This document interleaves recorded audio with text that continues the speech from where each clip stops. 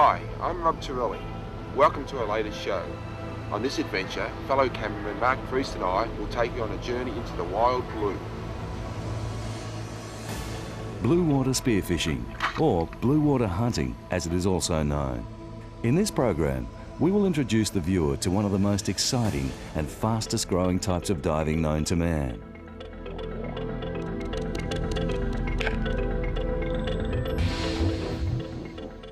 You'll learn from Australian and world champions and travel to some of the finest blue water destinations on Earth. Drop down on it, shot it about 30 feet, about a 20-foot shot. We'll look at various different techniques employed by divers in a bid to land trophy fish that were once thought to be the sole realm of high-tech anglers. We're also going to highlight some of the dangers involved in this extreme type of fishing.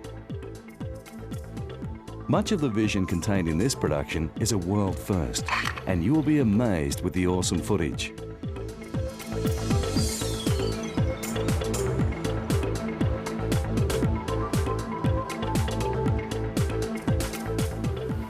The open and offshore waters can be a very difficult and challenging place to go spearfishing. However, with a bit of knowledge of the water conditions, game fish, and the use of electronic equipment such as global positioning systems and fish finders, our job is made a lot easier. Our first destination is to visit a FAD. FADs, or fish attracting devices, come in a variety of shapes and sizes, and depending on locations and oceanic conditions, can attract a great variety of game fish. FADs are becoming very popular fishing locations, with both traditional game fishermen and blue water spear fishermen alike. One of the most common species found at FADs are dolphin fish. Dolphin fish are also known by other names, such as dorado and mahi-mahi. They are a very fast-growing fish that can attain a length of approximately 2 meters and a weight of 30 kilograms. They're a fine-eating species that are relatively easy to spear. A visit to a FAD does not always result in instant success, and one technique being employed by some blue water spear fishermen is to burley or chum at FADs. Here we are off the coast of Tonga in the South Pacific Ocean, chumming to attract game fish when some dolphin fish appear.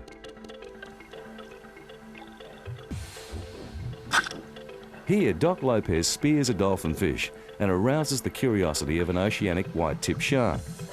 The oceanic white-tip shark is a very dangerous species, and divers should leave the area once this shark species has been encountered. Its persistent nature commands the respect of the most experienced blue water hunter. It's a common shark species in areas that FADs are present throughout tropical regions.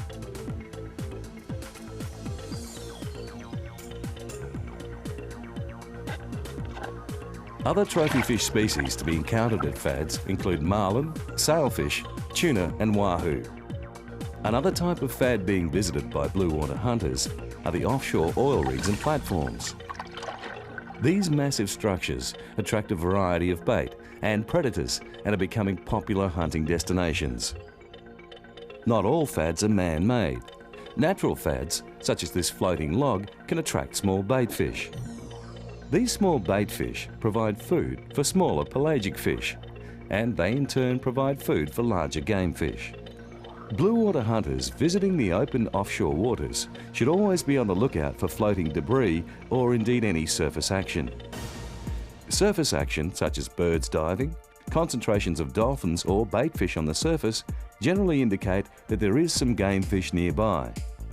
These telltale signs can lead to amazing opportunities for the serious blue water freediver, whether hunting with a camera or spear gun. Here, cameraman Mark Priest enters a bait ball that is being preyed upon by both striped and black marlin as well as silky sharks. Diving in the open water environment many miles off the coast is potentially very dangerous. One of the diver's greatest hazards is being lost at sea. This can happen in rough ocean conditions or strong currents.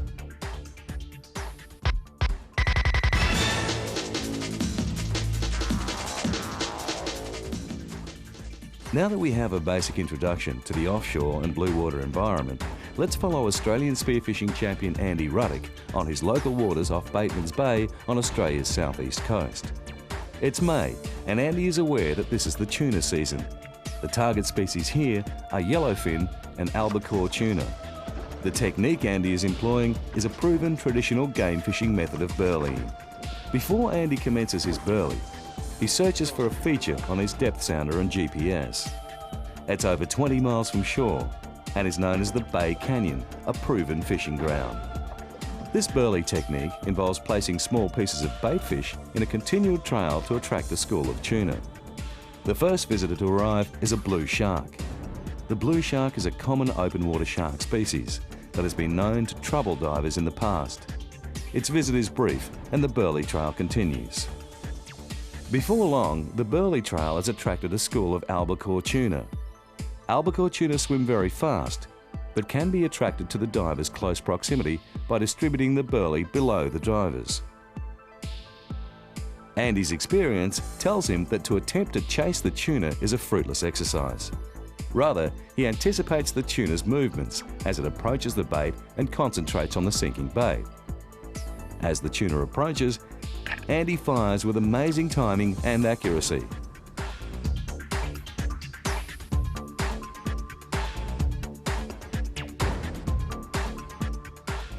The tuna weighs in at over 14 kilograms and is a new Australian record albacore tuna.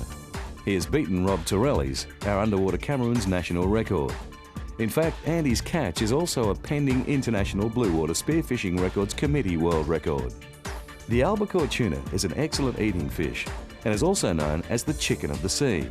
Its firm white flesh does resemble the look and taste of chicken.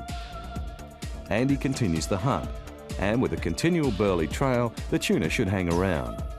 Andy's choice of gun for this style of hunting is ideal. It's a streamlined European-style single rubber gun of a stock length of 1.2 metres. It's easy to manoeuvre through the water and quick to reload. It does have its limitations, but with the tuna feeding aggressively, it's a perfect weapon.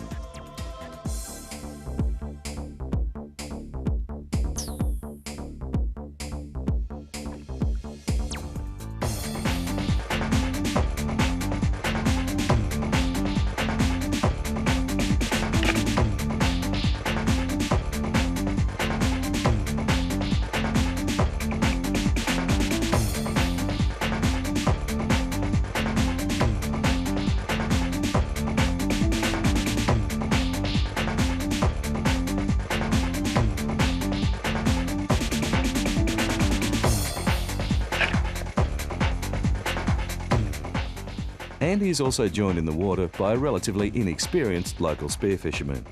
It is his first time in the open offshore waters, and he is understandingly concerned about what predators may be in the water.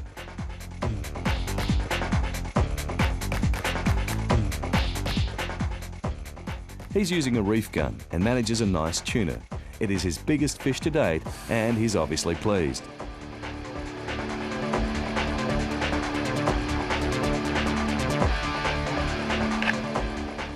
Andy continues hunting and lands another albacore tuna. It's another nice specimen and again puts up a great fight.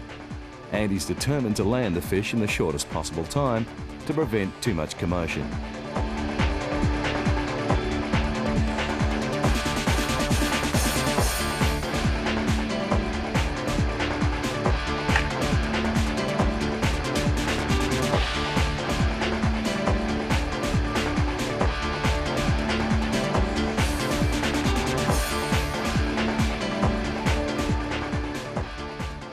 In the meantime, Andy's friend is fighting his second tuna when an uninvited guest arrives. It's a predator, but not a man-eater. It's a large Australian fur seal that has obviously been attracted by all the commotion. Experience tells Andy that landing fish in the presence of large feeding seals is going to be very challenging.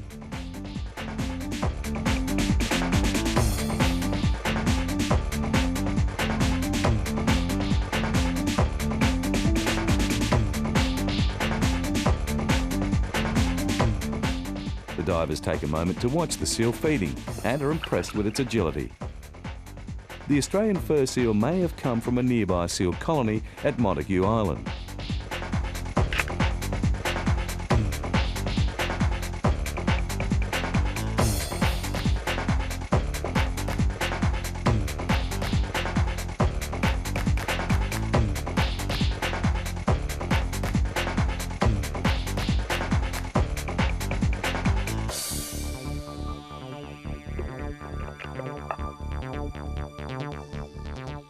Andy is always looking for a new challenge and attempts to land a tuna with his smaller 90cm Picasso spear gun. This is best suited to inshore reef fishing, but he does hit his target. It's not long before our friend the seal enters the equation and a real battle emerges.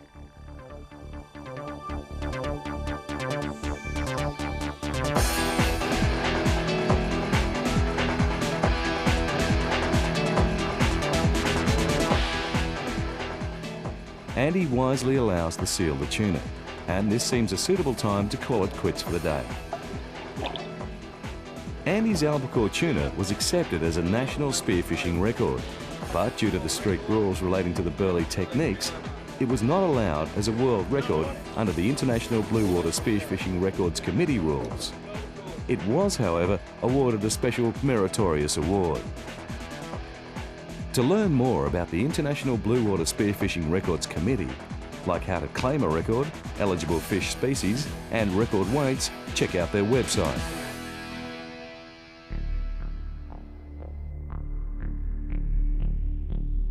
Part of the challenge of blue water spearfishing is travelling to new and exciting locations and adapting to the new environment. Several years ago, Rob and Mark heard about a very productive blue water fishing location in the Gulf of Mexico. It was famous for massive wahoo and yellowfin tuna. We're about an hour out of the dock, Venice Marina, Louisiana, Cypress Cove Marina, Louisiana. And we're on what's called a midnight lump. You can see all the other boats anchored out here. It's an old coral reef. It's dead now, but it comes up from about on the south side from the Mississippi Canyon. It comes up to about 180 feet on the north side. It goes down to about 350, 400 feet. And the wahoo and the tuna really school up here real good during the winter. January, February, March, sometimes all the way into April. We're sitting here, you chum them up, they come up to you and catch them up, or you shoot them up, I guess, for y'all. That's about the ticket. See if we can't get some. We got some other boats out here hooked up already. See if we can't get them to come find our boat. Rob and Mark had been invited to join former world spearfishing champion Jean-Baptiste Esclopez and world blue water spearfishing champion Dennis Hosler on a day trip to the Midnight Lump. Obviously, an offer they couldn't refuse. Venice, Louisiana is the last outpost accessible by land along the Mississippi River and is in the middle of the richest fishing grounds in North America. This is due to the fact that the Mississippi River Delta is the heart of the food chain for the Gulf fishery. The nutrients carried by the river attract all kinds of bait fish, and this bait in turn attracts a vast array of blue water game fish. Billy commences chumming and the divers prepare their equipment. Mike Maguire and Dennis opt for their blue water spear guns, while John Baptiste, or Titu as he's better known, sticks with his familiar 1 metre Esclopez gun. Both Rob and Mark decide to document the hunt on video. It's not long before the chum attracts a small school of wahoo. Dennis dives to intercept the fish and makes a good solid 20-foot shot. Typical of wahoo, the fish takes off like a rocket.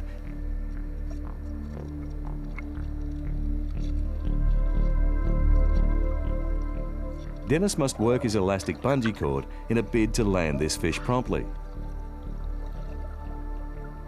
Bungee cords are used by blue water hunters to help absorb the pressure being applied by the fighting fish. They can generally expand up to 3 times their length and are particularly useful on soft flesh fish such as wahoo. Yeah, that fish is just towing that buoy up current. I hope he's holding on to it. At least it gives him a ride up current.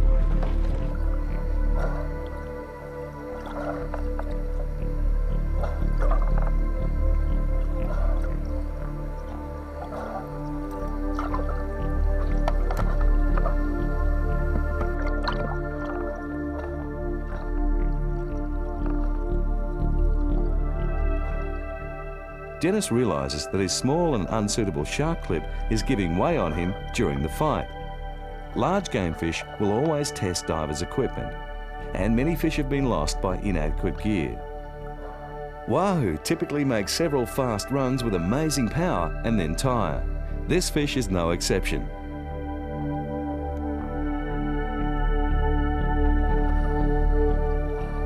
And it is not long before Dennis is back at the boat with his prized catch.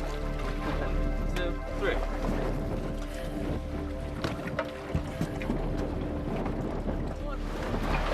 Yep, this is the one.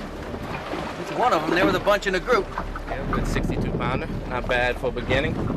I've seen a whole bunch more down there saying 60 to 80 pounders, big schools of them. So we're gonna get something bigger than that. Good first fish though.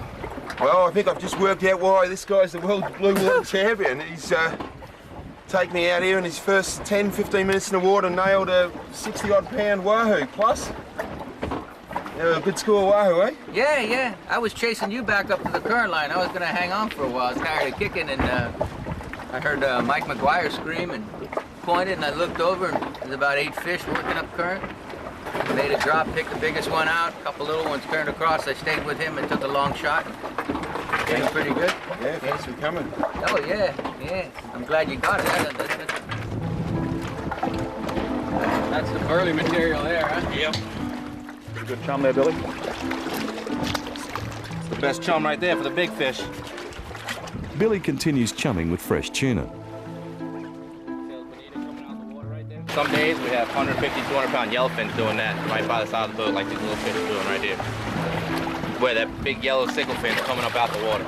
With the chum working well and the current starting to increase, the divers utilise a mermaid line.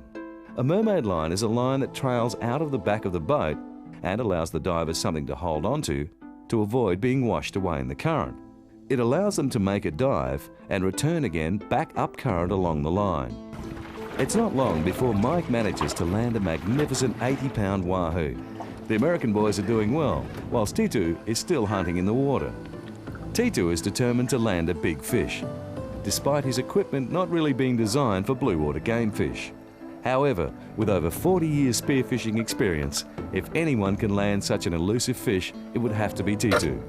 Titu is one of the true legends of spearfishing. Nothing. Nothing. So, one shark here. One shark? Big? It's the same. Always. Titu had a bit of a go one bit later on. Yeah? Yeah, no, he's with the small 1.1 gun and got right up. I was on his shoulder and just whacked it in the back of the head, but didn't penetrate. Yeah, he's bound to determine he's gonna kill one with that little gun, though. Yeah, that's all he's ever used, eh? Yeah. He's seen our cannons. He said, nah, too big. Too big, don't need those. Billy maintains chumming. It has attracted a lone hammerhead shark. Sharks can be quite common at this location, and it pays to keep a good eye out for any unwanted guests. The wahoo are feeding on the sinking chum, only a few metres below the surface. Titu dives to intercept, but the wahoo pass by. Titu is patient, knowing that if he is to land a prize catch like a wahoo, he needs a perfect shot. A good time to shoot most game fish is when the fish is swimming at the diver, not away from them. Titu anticipates the wahoo's movements and dives to place a great shot. Bingo! Titu's on and another explosive wahoo takes off.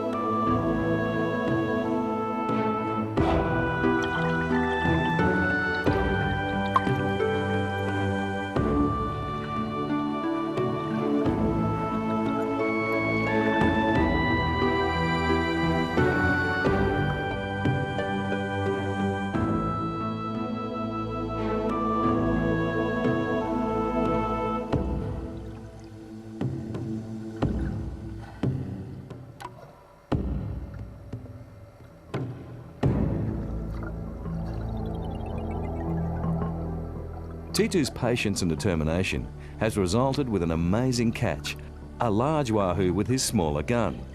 Wahoo typically swim near the surface, along with dolphin fish and even marlin and sailfish.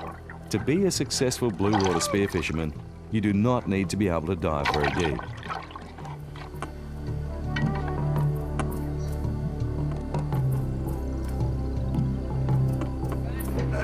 And when I saw the shot, I said, that looks pretty good. But Rob said, I need another shot. You thought he needed another shot, Rob?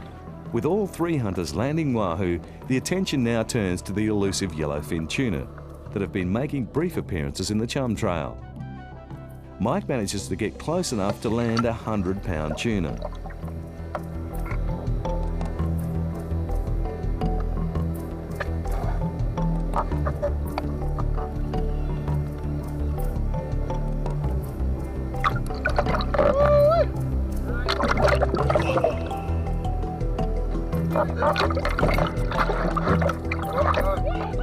Yeah, talk to me. Oh, yeah.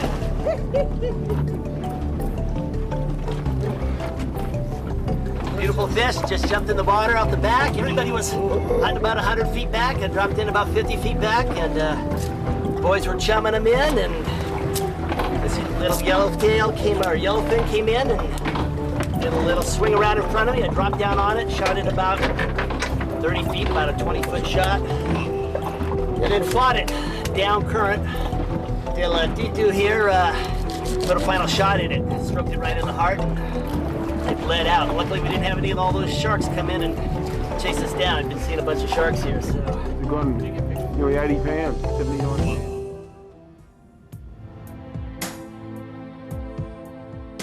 Port Stephens, located on Australia's east coast, is a blue water paradise. Only 3 hours drive north of Sydney, New South Wales, it is a very popular destination with tourists.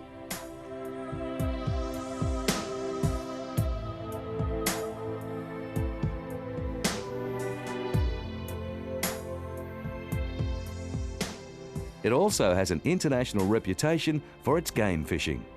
Captain Tim Dean of Calypso Fishing Charters is one of Australia's leading marlin fishing skippers and is based in Port Stephens. Here, Tim fishes the marlin season, catering for both traditional game fishermen as well as a new breed of blue water spear fishermen in pursuit of marlin. It was Tim who, along with Australian spearfishing legends, the late Mark Searle and Gunther Frengel, pioneered a technique which enables spearfishermen an opportunity to land marlin with amazing success.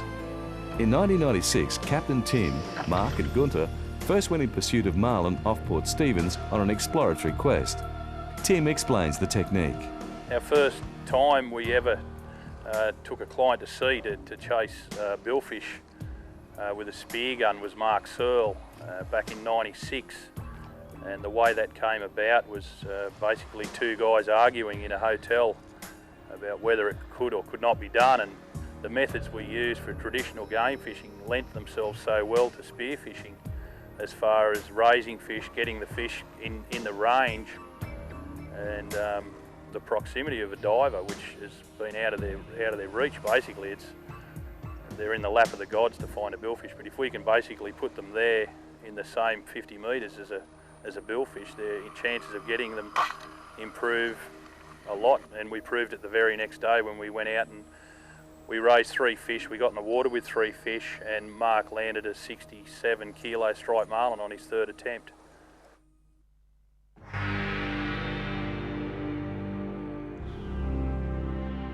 Rob and Mark join Australian spearfishing champions Ian Puckeridge and Paul Reardon on board Calypso as they put this technique to the test.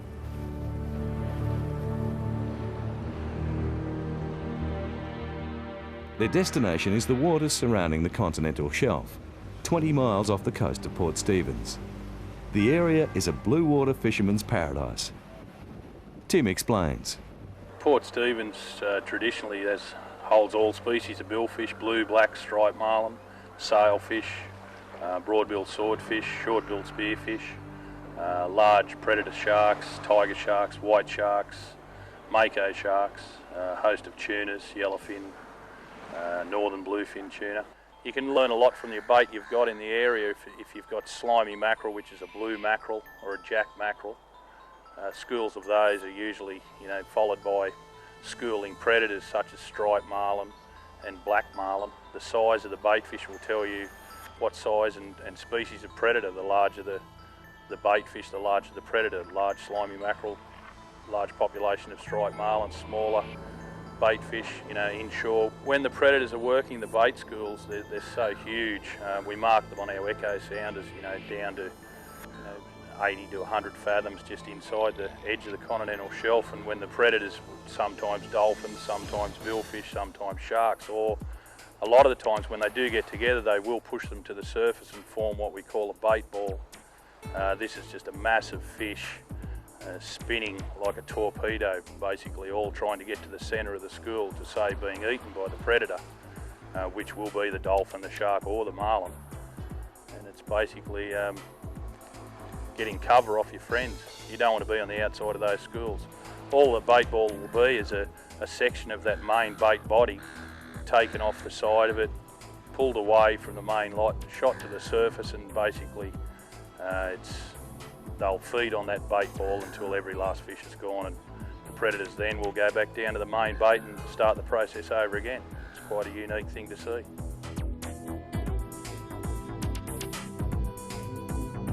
Hold it there, mate. No, yeah, there he is. He's still there, striped marlin, small fella. 70 kilos. So hold it there, Andy. He's right there, he's right on it. There he is. There he is.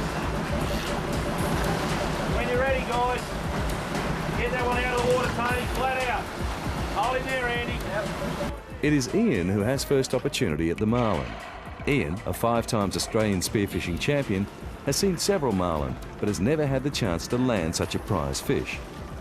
On this occasion, he is correctly rigged with his 4-rubber blue water spear gun, 2 bungee lines and several blue water floats. Ian makes the most of this opportunity and takes a 5-metre shot. The marlin takes off with explosive power. Most marlin tend to be surface fighters, and Ian gets the ride of his life. During this stage of the fight, it is essential not to become entangled in any of the gun or float lines. If the marlin decides to dive, it has the power and strength to tow the diver and floats down. This could prove fatal.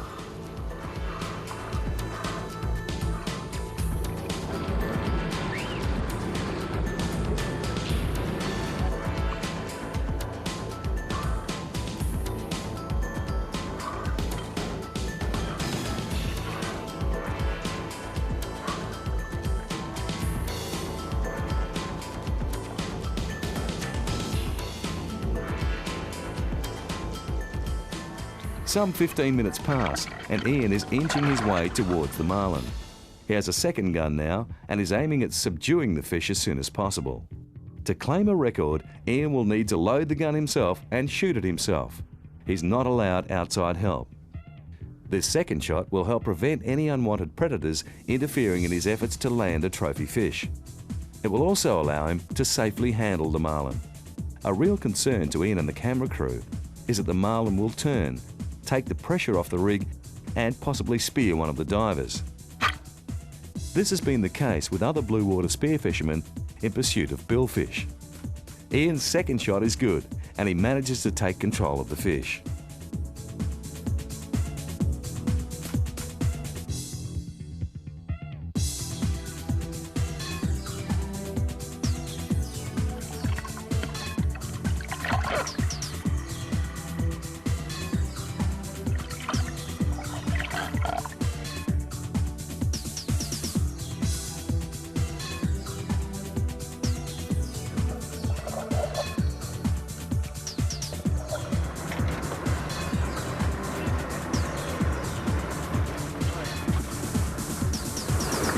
Oh, my first ever marlin, thanks to Tim Dean from Calypso. That was unreal. We got him on film anyway.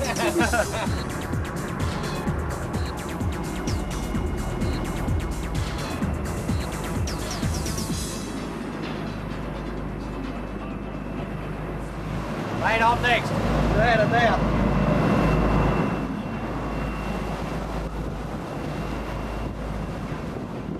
The birds are present in this area and things are looking good. It's not long before another marlin is teased up and it's Paul's turn. Again, Paul has seen marlin previously but never landed one.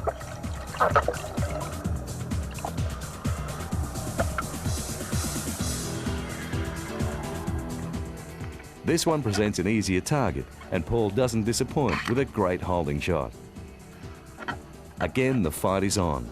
The fight has attracted several silky sharks, another open water predator. Silky sharks are a potential danger to spearfishermen, especially in numbers. The pressure is on Paul to subdue the marlin and take it from the water. He struggles to load the second gun whilst fighting the fish. He tries a different gun and, with all the excitement, misses. Before too long, the marlin tires and Paul takes control of the fish.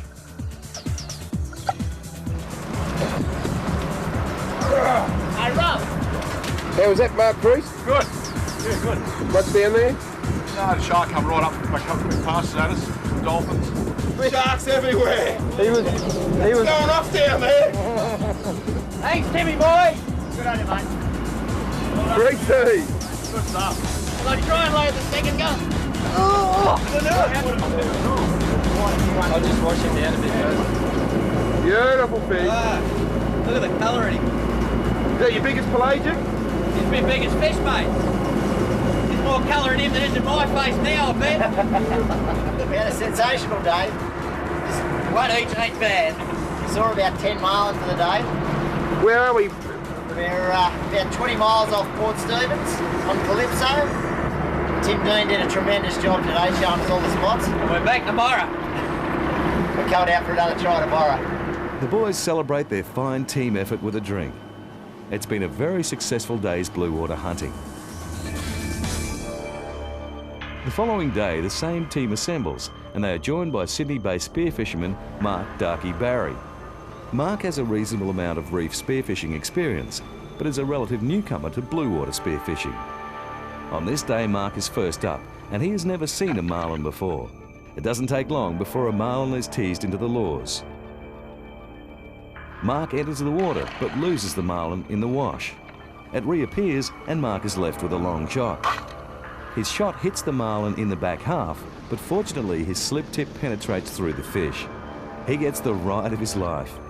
It's a real battle trying to keep up with the fish and floats. The camera crew also battle on. Mark is in for a long, hard fight.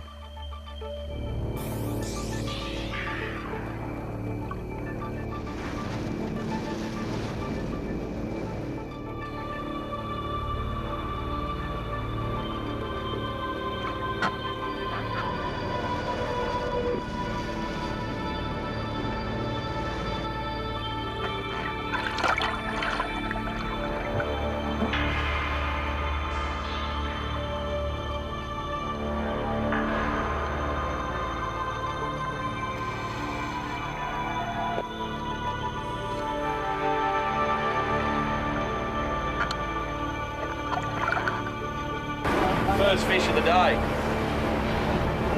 Darky's got him on, or the fish has got him on.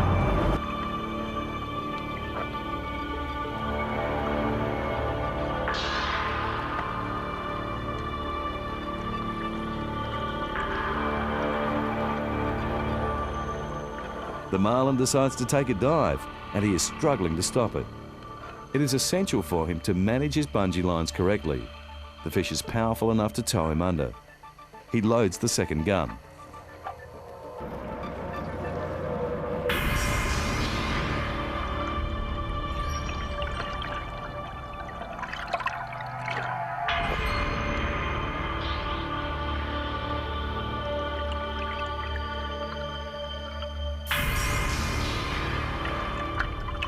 He must now prepare to make a dive and place a kill shot.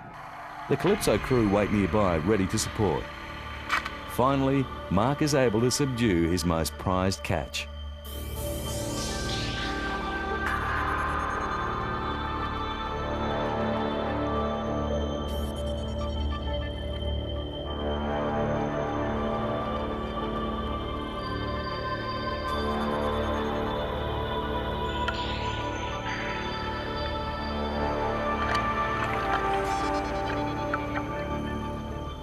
Mark's prized catch weighs an impressive 75 kilograms, a magnificent specimen.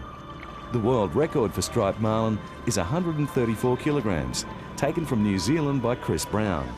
Mark's fish is only a few kilograms from the Australian record striped marlin. The divers are keen to try and break the Australian record and continue the hunt. Regular sightings of birds and dolphins indicate a fishy area. Then a bonanza, a bait ball. The boys are quick to enter the water and check out the action. Common dolphins join in on the action. They prove to be very curious and great hunters. Working in schools, the dolphins are very effective in catching baitfish. Rob and Mark film the bait ball and realise there are two separate species of marlin feeding on the bait. The striped marlin are the most prevalent. But there are also black marlin joining in on the feeding frenzy. Ian and Paul are on the lookout. Perhaps a bigger marlin, a black or even a blue marlin. Mark and Rob continue to document this rare find.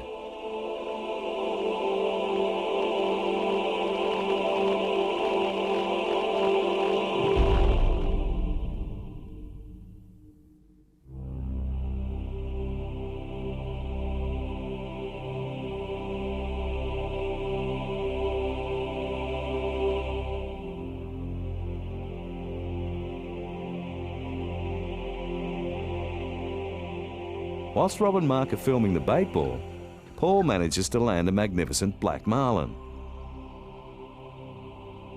It ends the most action-packed 2 days blue water hunting Paul has ever experienced. 2 species of marlin in 2 days. Ian also managed to improve on his 75-kilogram striped marlin from the previous day and managed to land a new Australian record striped marlin weighing an impressive 99 kilograms. Well done. Thanks very much, mate. That was a great official day. Australian record. I was 30 kilo on that one yesterday. Days like these are rare and well worth the wait. You're way off, Bill. 99. Fucko. We just went out with Tim Dean on Calypso and we found a big bait ball. And Paul Reed jumped in first and he shot a big black marlin off the bait ball. There were a lot of striped marlin there. And then I ended up getting a 99 kilo new Aussie record striped marlin from the bait ball as well, so it was sensational. Just want it over here when you got it up. Magnificent day. Big bait balls, heap of fish, sharks, black marlin, striped marlin, dolphins, everything was there. Blue water hunting is an exciting, conservative and challenging form of fishing. It is in fact the most selective form of fishing known to man. Many of the species we target like wahoo, dolphinfish and marlin occur near the surface. You do not have to dive to great depths or have an incredible breath hold, but you do require reasonable fitness and health. Whilst many divers do choose to use guides and book more expensive charter boats, it is possible to target game fish from smaller trailer boats. Charters tend to be more successful and are a good way of getting started. It is, however, a very satisfying feeling to capture a prize game fish from your own vessel. Whilst we are all learning new methods and locations to go blue water hunting, remember that safety is a very important factor in this exciting pastime. The open water environment is not as forgiving as the sheltered inshore waters. This production is in memory of 2 of Australia's pioneer blue water hunters who have since left us, the late Mark Searle and Ray Schmidt. Both divers made significant contributions to Australia's early blue water hunting scene. Thanks, guys.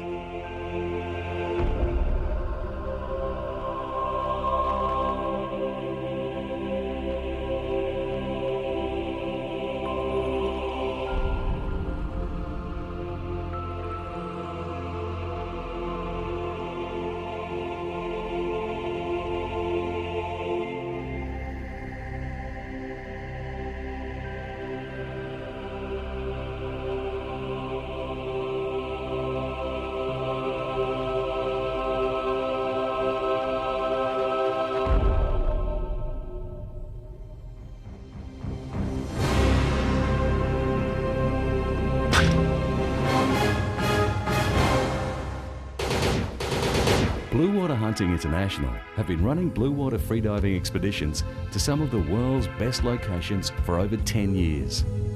These expeditions are led by Rob Torelli and other experienced blue water guides. Their choice of charter vessels are among the finest and most comfortable available. Blue Water Hunting International aim at catering for international guests And all trips are videoed so all divers can relive their special moments time and time again. For more information on destinations, costs and itineraries, or to check out what's being caught on these charters, log on to our website at www.bwhi.com.au or email us at inquiries@bwhi.com.au. This is the biggest fish I've ever speared. Good day, blue water hunting. Yep. I'd like to welcome everyone aboard.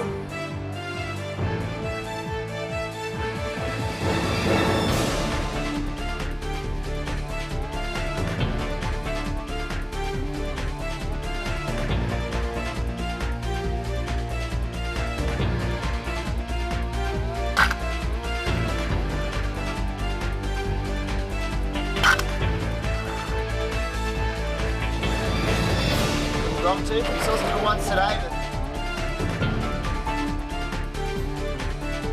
but Fast took both boys under.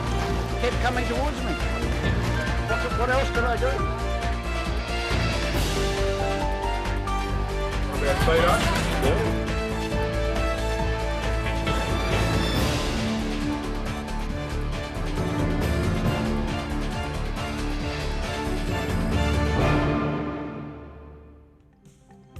Blue Water Hunting International have now expanded their list of destinations they visit. After 10 years of successful expeditions to the Coral Sea, we are pleased to offer new locations, such as marlin expeditions to Port Stephens and Cairns off Australia's east coast.